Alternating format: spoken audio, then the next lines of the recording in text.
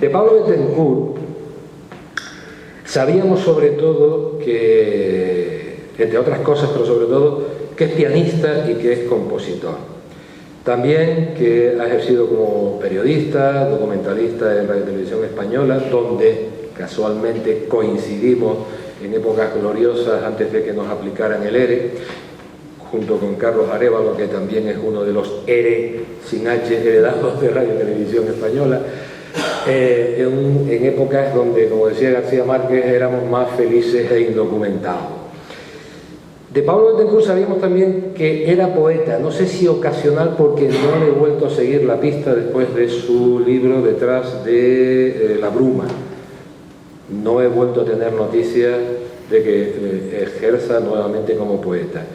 Y sobre todo, o además de todo esto, de Pablo Bettencourt sabíamos que lleva desde 1994, tengo aquí la nota, llevando a cabo una incansable e inagotable labor de difusión, de divulgación de la poesía a través de la música con el grupo Retablo, donde está Margarita Barreto, donde estaba Maite Domínguez, donde estaba José María Mañero, y ahora se incorpora Carlos Arévalo, entre otros puntos. Eso me hacía sospechar que Pablo Bettencourt, entre otras cosas, también tenía que ser un buen lector, porque para hacer composiciones a partir de textos del siglo de oro, de la generación del 27, de poetas alemanes, de poetas canarios, por cierto, de Ángel Morales creo que van a hacer un recital ahora, en fin, como mínimo debía de ser, sospecho, un buen lector. Y ahora se nos presenta como narrador, como autor de relatos. Leídos los cuentos, los relatos, desde la oscuridad, algunos cuentos cortos, yo pienso que no es gratuito la alusión a la condición de músico, la condición radical de músico de Pablo Bettencourt.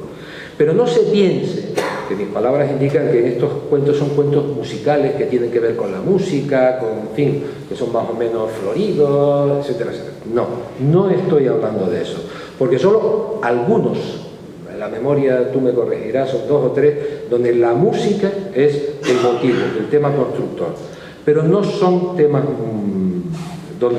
no son relatos donde la música sea el componente fundamental. Entonces, ¿por qué digo que la condición de músico de Pablo Bettencourt para mí es importante en estos relatos?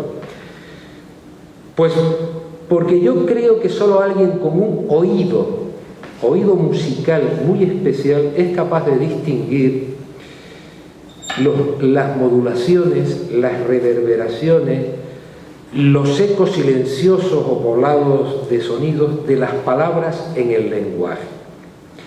Me explico. Los cuentos de Desde la oscuridad son cuentos versátiles. Parecen escritos por varios autores, aunque siempre es el mismo autor. Pero versátiles en sus ritmos, en las variaciones de su escritura, en la adjetivación inesperada, en las frases largas y amplias, en los períodos verbales que no son sujeto, verbo y predicado, sino que hay un gusto en esas, lo que yo llamo modulaciones del verbo. Por eso digo que creo que en el fondo el Pablo músico está muy presente, pero eso, más allá de una impresión mía subjetiva, no es significativamente desde el punto de vista crítico. Yo creo que estamos ante un cuentista, un narrador de difícil etiquetación. Muy difícil adscribirlo a un género concreto, a este o al otro o al de más allá. ¿Por qué? Porque su escritura es plural, cambiante y por momentos, como no podía ser menos, sorprendente. Yo veo, estoy leyendo las notas que suelo tomar cuando escribo y a lo mejor me pierdo, pero intentaré no dispersarme demasiado, ¿no? Yo, por ejemplo, en algunos relatos de Pablo Bettencourt veo que hay un clima de esa angustia absurda y opresiva de algunos relatos de Kafka. Veo, por otro lado, y además con mucho gusto, algunos de esos delirios propios del surrealismo.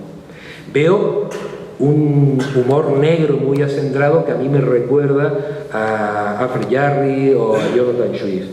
Veo incluso en la construcción verbal ciertas parodias, ciertos ritmos, cierta manera de encabalgar la frase que me recuerdan al Siglo de Oro.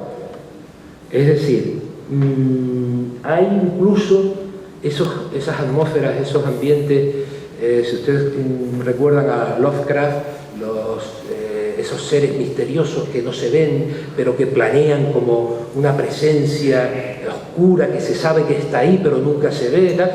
Y es más, hay un cuento donde me recuerda a los pájaros de Hitchcock. Es decir, estamos ante un escritor que es capaz de variar, de modular, de hacer su escritura que adquiera diferentes tintes, diferentes matices, diferentes modulaciones. Con estos mimbres que yo he detectado, he querido detectar, nos ofrecen los relatos de Desde la oscuridad. Pregunta, ¿por qué la oscuridad? Y yo creo que aquí entramos ya en lo que pudiera ser la raíz definitoria de estos relatos. La oscuridad en estos textos, en estos cuentos cortos, es una especie de cámara oscura fotográfica, que además es el título de uno de los cuentos, para mí uno de los más destacados, ¿no? Y es en ese sitio, en ese espacio, donde lo invisible se hace visible, donde la realidad que conocemos, la realidad cotidiana, se transforma, se cambia, se transmuta y se convierte en otra cosa que está más allá de la realidad aparente. Son climas y atmósferas muy peculiares donde lo real y lo fantástico, lo cierto y lo imaginado, la ficción y lo testimonial se mezclan, se entreveran, se cruzan para ofrecernos lo que yo denominaría como una suerte de realismo fantástico. Estas etiquetas, dije antes que etiquetar a Pablo en sus relatos es muy difícil, pero para aclararnos, ¿cómo puede ser fantástico un realismo? ¿O es realismo o es fantástico?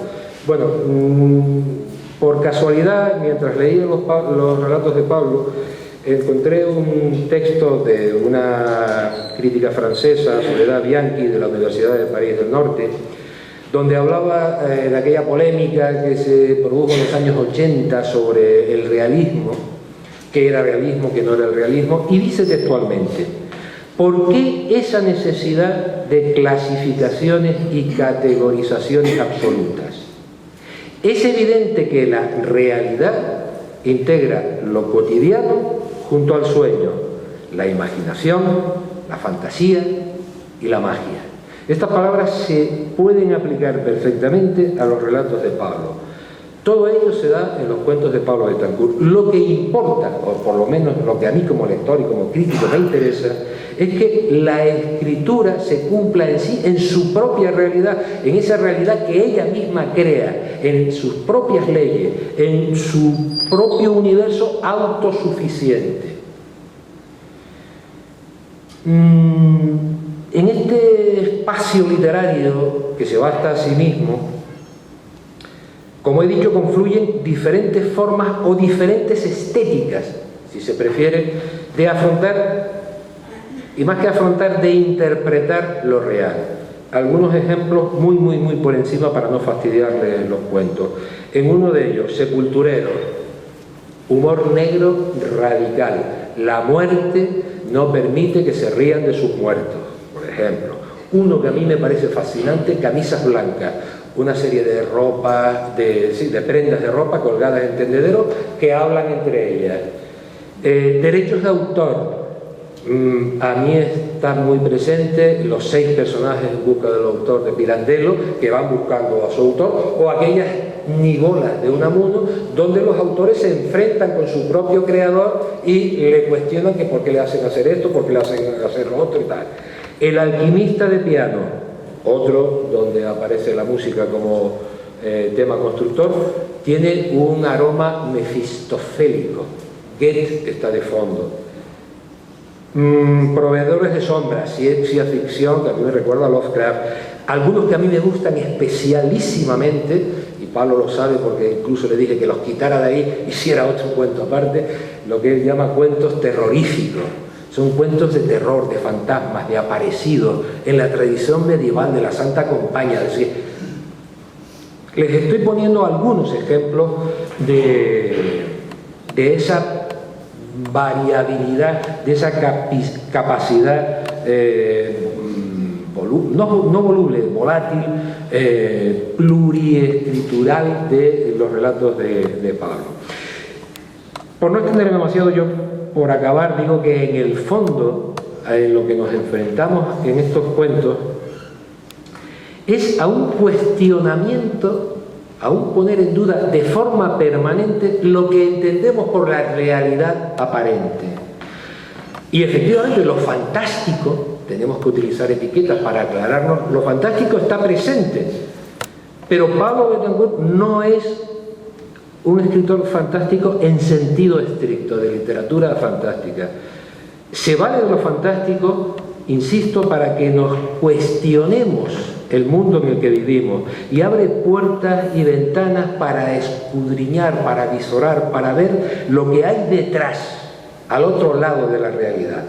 Y lo hace, para mí, desde una inquietante, sorpresiva e inesperada realidad cotidiana, que nunca es cotidiana. Para mí eso sería suficiente. Pero hay más, lo apunto brevemente. Hay además también un sentido crítico, una mirada analítica, soterrada, a veces debajo de la sonrisa, a veces debajo de la ironía, donde lo fantástico nos remite a situaciones concretas del día a día cotidiano. No les reviento los cuentos, pero verán ustedes que hay en algunos una crítica que es una mueca con mala leche o con ironía sobre la cultura musical, pero también la cultura libresca, literaria. Hay un cuestionamiento de la invasión digital y la invasión tecnológica. Hay un planteamiento casi metafísico sobre la medida real del tiempo que marcan los relojes, un cuestionarse sobre el tiempo.